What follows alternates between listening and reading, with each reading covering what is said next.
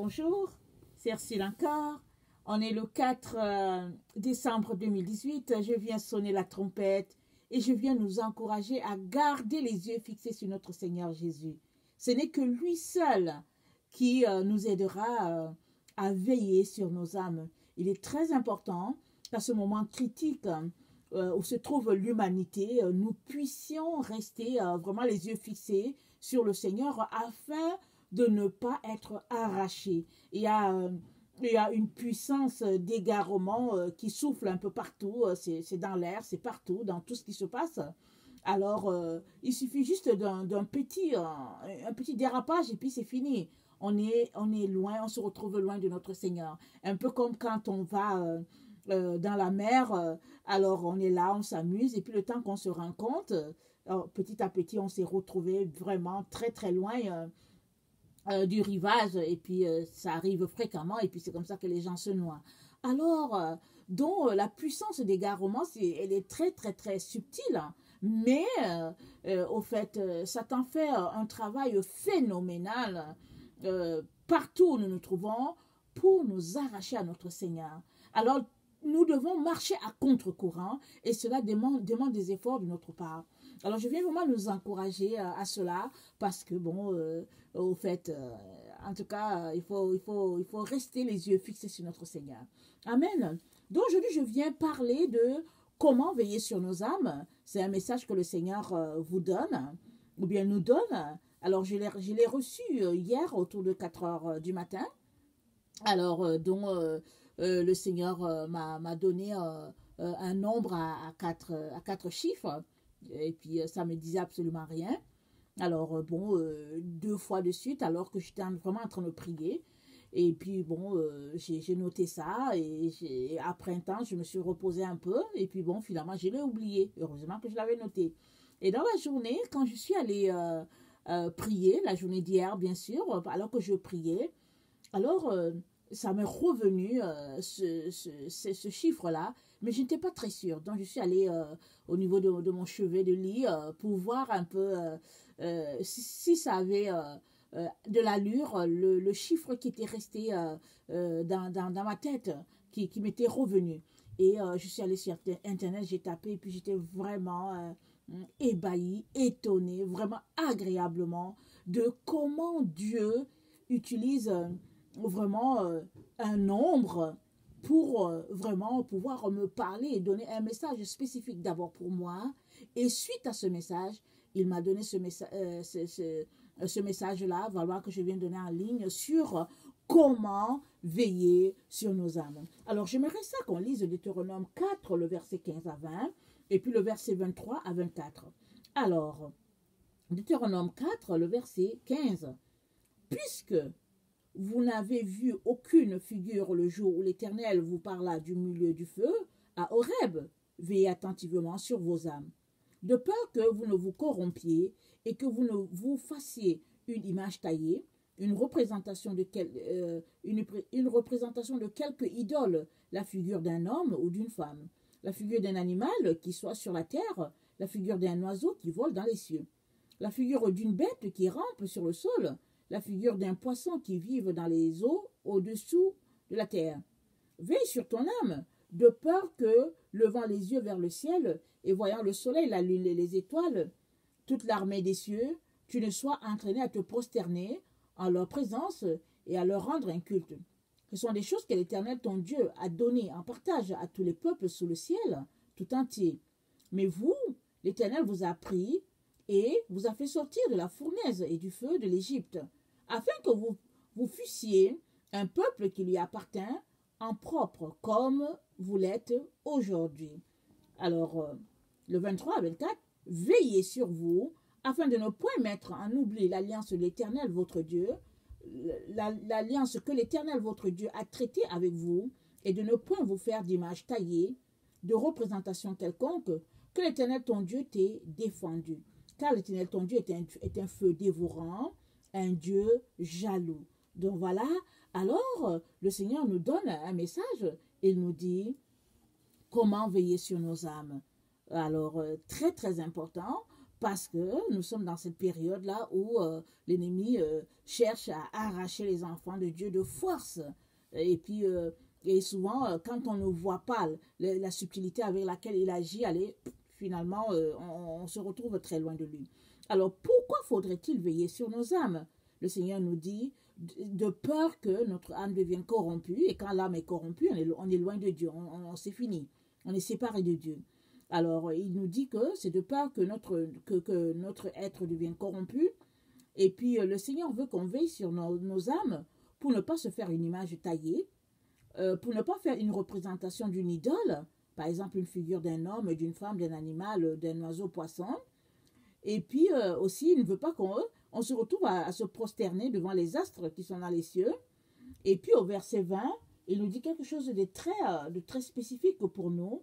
Il dit...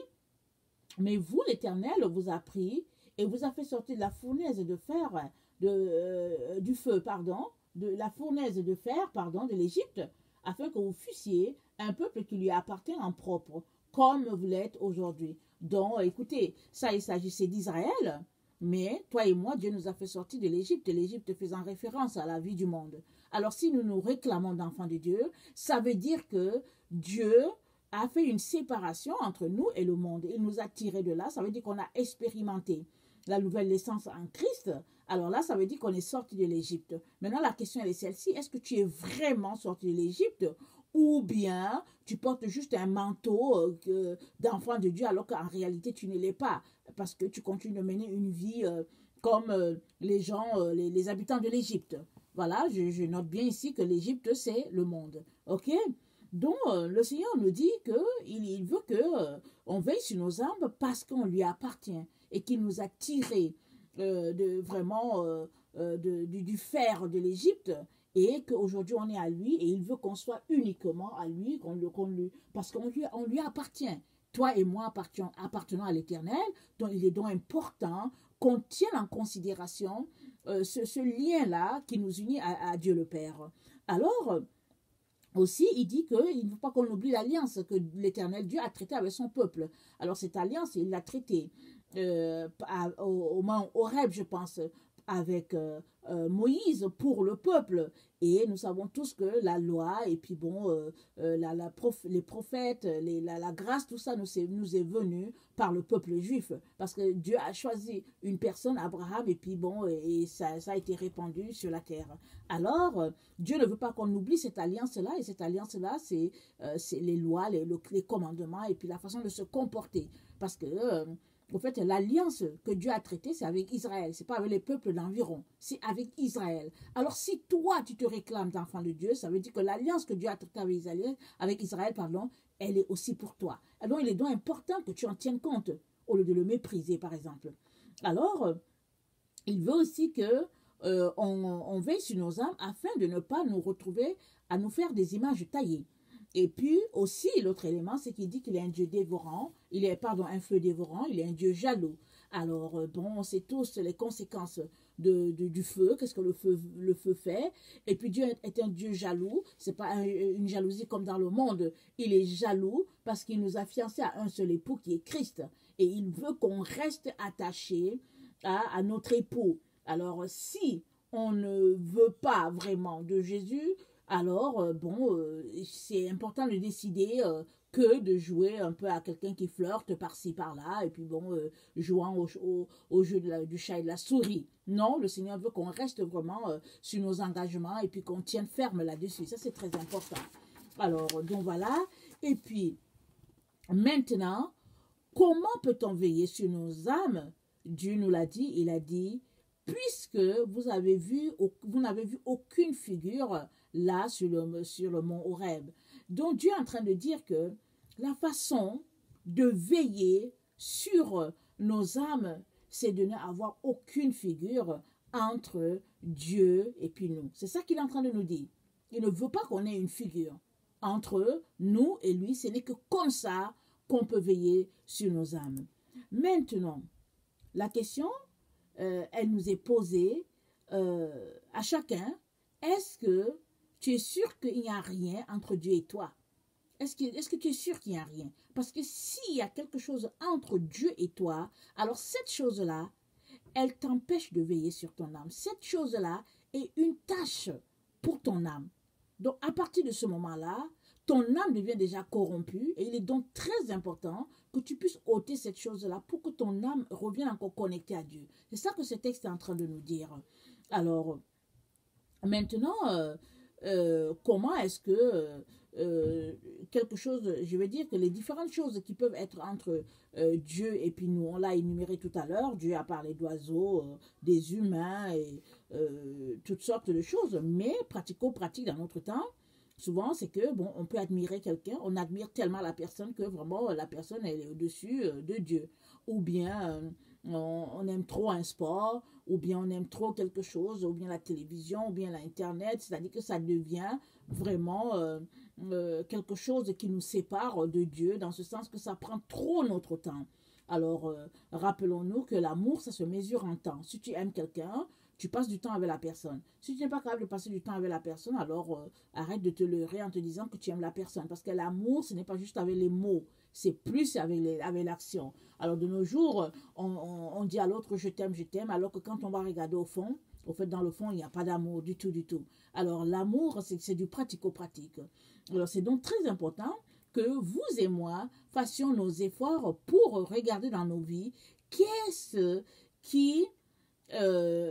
qui nous sépare de Dieu. Alors, s'il n'y a rien, bravo, on bénit le Seigneur. Mais s'il y a quelque chose, il est important de régler ce problème-là au plus vite. Parce que, alors que Dieu donnait la loi à ses enfants, Satan a aussi entendu. Alors, dans Ézéchiel 28, le verset 14 à 15, Dieu nous dit ceci de Satan. Et parce que Satan était un chérubin protecteur. C'était quelqu'un qui était dans toute la gloire divine. C'est dit que Dieu dit dans Ézéchiel 28, le verset 14, « Tu étais un chérubin protecteur aux ailes déployées. Je t'avais placé et tu étais sur la sainte montagne de Dieu. Tu marchais au milieu des pierres étincelantes. Tu as été intègre dans tes voies depuis le jour où tu fus créé, jusqu'à celui où l'iniquité a été trouvée chez toi. » Donc, avant que Satan ne soit corrompu, il était un chérubin protecteur et puis il demeurait dans la montagne sainte, vraiment. C'était vraiment une position extraordinaire. Il était dans la présence de Dieu. Et Dieu, dans sa gloire, a vu l'iniquité dans le cœur de Satan et Dieu l'a précipité. Alors, hors de sa présence. Et, vous savez quoi? On a beau dire avec la bouche qu'on aime Dieu, on a beau dire qu'il n'y a rien entre lui et puis nous, Dieu seul est capable de nous dire avec certitude si il y a quelque chose. Parce qu'on ne peut pas cacher ça à Dieu. On peut cacher ça aux autres, mais on ne peut pas cacher ça à Dieu. Donc, il est donc important qu'on puisse passer en revue tout ce qui est notre vie, au fait, et de voir s'il y a vraiment quelque chose entre Dieu et nous séparant vraiment de lui. Alors, à partir du moment où Satan a été corrompu, puisqu'il a entendu vraiment, il connaît toutes les lois, Satan connaît bien la parole de Dieu, il a décidé de se servir de la parole de Dieu pour venir corrompre l'âme de Ève. Donc, quand il est venu, qu'est-ce qu'il a dit à Ève? Il est venu à Ève, il lui a posé une question et il a fait passer Dieu pour menteur dans l'esprit de Ève. Il lui a dit, non, est-ce que Dieu a vraiment dit ceci? Ève a dit oui. Il a dit, oh non, c'est pas vrai. Il a dit, c'est parce que Dieu ne veut pas que vous deveniez comme lui. Vous voyez? Il a déjà sémé le doute. Et à partir de ce moment-là, Ève a commencé à écouter, Lucifer. Parce qu'il s'est placé entre Dieu et Ève. Parce qu'avant, il n'y avait que Dieu, Adam et Ève. C'était Dieu qui était en face d'eux. C'était tout. Il n'y avait personne d'autre. Satan est venu se mettre entre Ève et Dieu, lui présentant Dieu comme un Dieu menteur. Et que lui, Satan, il est celui-là qui est en train de dire la vérité à Ève. Et Ève a cru à ce que Satan lui a dit. C'est pourquoi l'âme de Ève a été corrompue. Et quand Satan est venu se placer entre Ève et puis Dieu, il a séduit Ève. Parce que Ève ne voyait plus Dieu, elle voyait Satan. Elle voyait sa beauté. La beauté, même si, bon, la Bible nous dit que, au fait, il est passé par le serpent. parce que le serpent étant un animal très rusé, Lucifer est passé par Satan pour pouvoir tromper Ève. Alors, maintenant, ça nous donne vraiment une idée de comment les choses se sont passées. C'est l'esprit de Ève qui a été corrompu. Satan est venu se placer entre ce que Dieu a dit à Ève et Ève, il est venu se placer entre ce que Dieu a dit à sa fille Ève. Il s'est placé entre, en disant à Ève que, en fait, Dieu n'a pas dit la vérité. Alors maintenant, si toi et moi nous nous arrêtons, nous allons nous rendre compte que notre monde est fait comme ça. Au fait, on présente Dieu comme la mauvaise personne.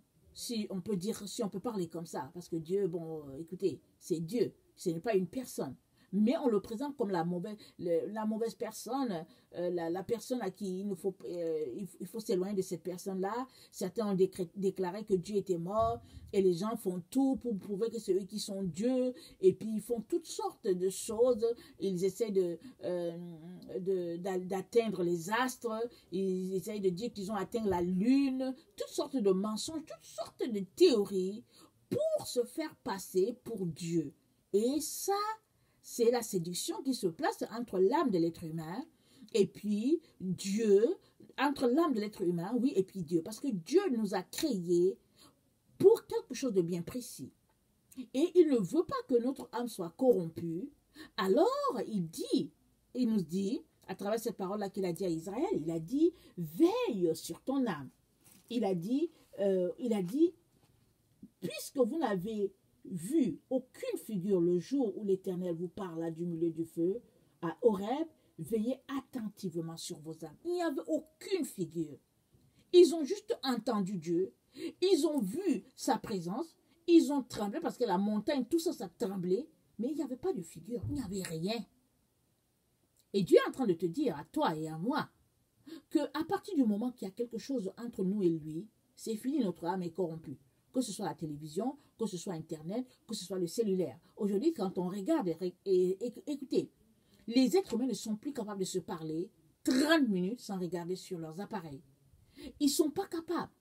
Et s'ils sont là, chacun va faire sortir son appareil, ils vont commencer à faire défiler les choses pour voir s'ils ont eu des courriels et tout. Et puis bon, souvent ils se retrouvent là, il y a des gens qui envoient les blagues et puis les autres disent, oh regarde-moi ça et tout. Moi, je vous dis tout de suite, moi j'ai horreur de ça.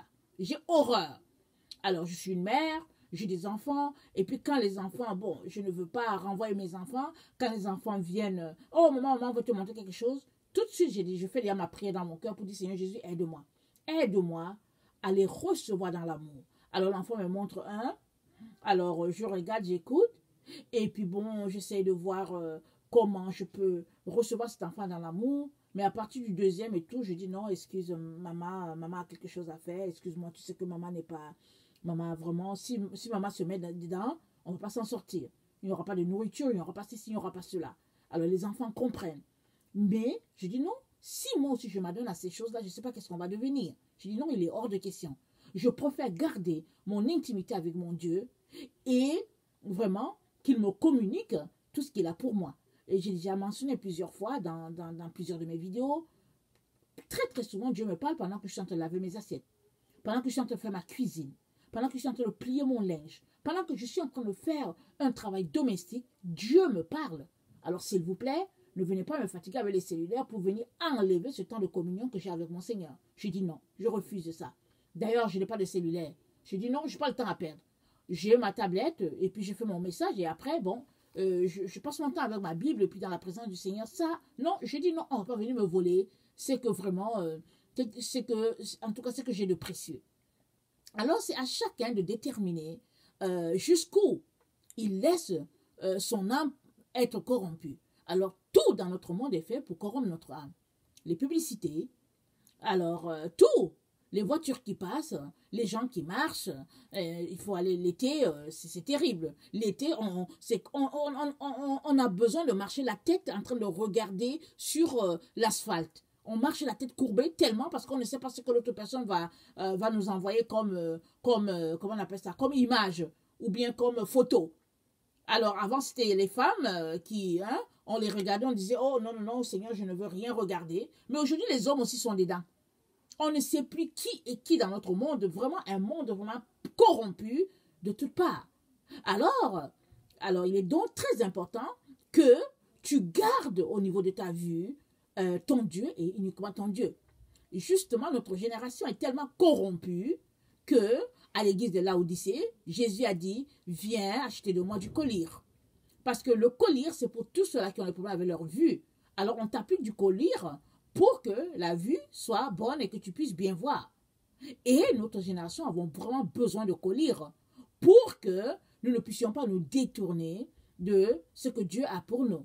Et la seule manière, c'est de garder devant toi l'Éternel.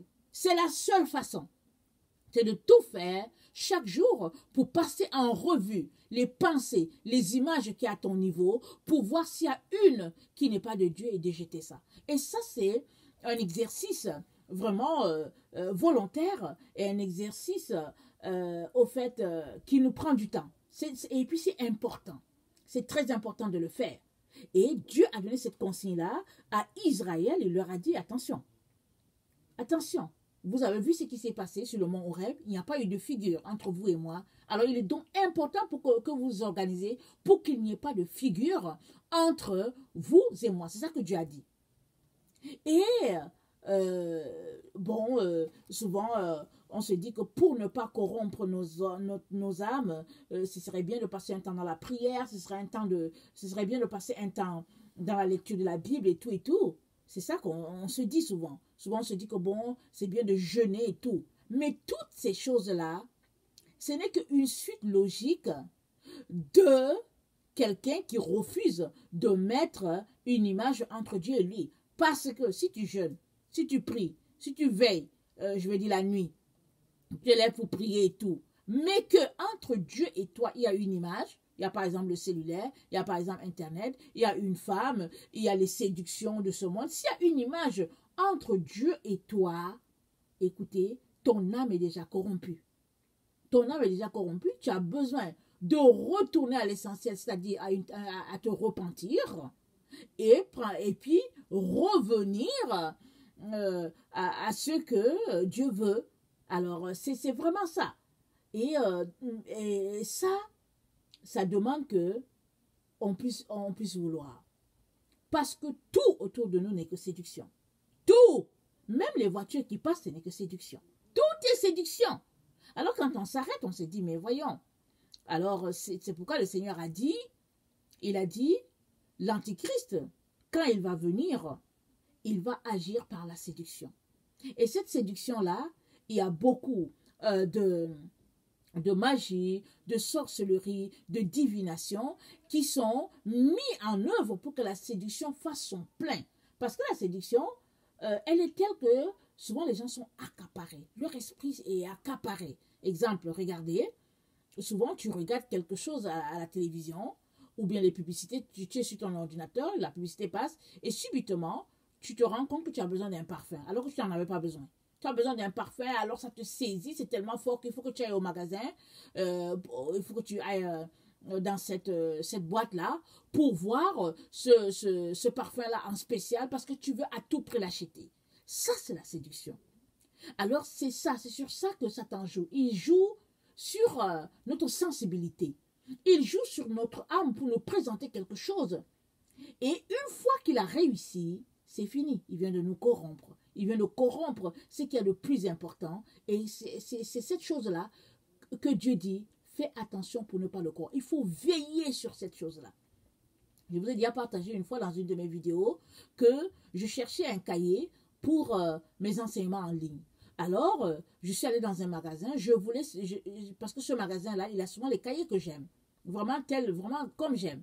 Alors, j'arrive, il n'y avait pas de cahier ce jour-là.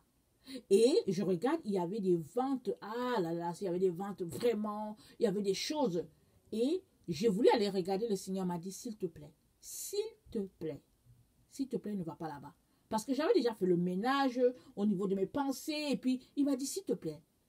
Et j'ai obéi, je ne suis pas allée. Et quand je suis sortie du magasin, le Seigneur m'a montré exactement où je devais aller pour avoir le cahier que je voulais, et il était même meilleur par rapport à l'endroit où j'avais l'habitude d'acheter. Et longtemps après, le Seigneur m'a dit, je ne voulais pas que tu retournes là-bas parce que ça, c'est la séduction. Parce que c'est comme un appât. Et ça allait te prendre et puis tu allais encore retourner à ce que tu as déjà abandonné, à ce que tu as déjà vomi. Alors, je ne veux pas que tu t'arrêtes à ces choses-là. Et puis, quand tu veux quelque chose, je vais te diriger et tu vas aller uniquement pour cela. Et puis bon, et je peux vous donner plusieurs exemples. Donc, je fais violence à mon corps. Parce que souvent, tu t'arrêtes, tu te dis, mais est-ce que tu en as besoin? Non. Souvent, je regarde toutes les choses que j'ai, je me dis, mais voyons, pourquoi je les achetais? C'était la séduction.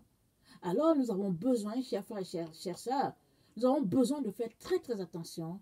Et nous avons besoin de venir devant le Père pour qu'il nous aide. Il a dit, puisque vous n'avez vu aucune figure le jour où l'Éternel vous parla du milieu du feu de rêve, veillez attentivement sur vos âmes. Dieu nous recommande de veiller attentivement sur nos âmes. C'est quelque chose, c'est un choix vraiment méticuleux, judicieux, point par point, pour ne pas tomber dans le piège de Satan. Parce que c'est comme ça qu'il a utilisé. Il a usé de ruse pour venir tromper Ève et se mettre entre elle et Dieu, alors que la communion était parfaite entre eux. Il s'est mis là. Et Satan agit par nos pensées. Faisons donc très, très attention. Très, très attention. Parce qu'une fois qu'il nous corrompt, alors c'est fini. C'est petit à petit et puis on s'éloigne. Alors ça, c'est le message que le Seigneur nous a donné hier. Alors je prie vraiment que vous puissiez vraiment aller vous examiner et qu'on puisse mettre tout ça en pratique. Qu'on puisse veiller attentivement sur nos âmes dans ce temps-ci. Faites très, très attention. Alors, donc voilà, si toi tu es quelqu'un qui ne connaît pas le Seigneur, je viens vraiment t'encourager à faire vraiment l'expérience d'inviter Jésus dans ta vie, tu ne le regretteras pas.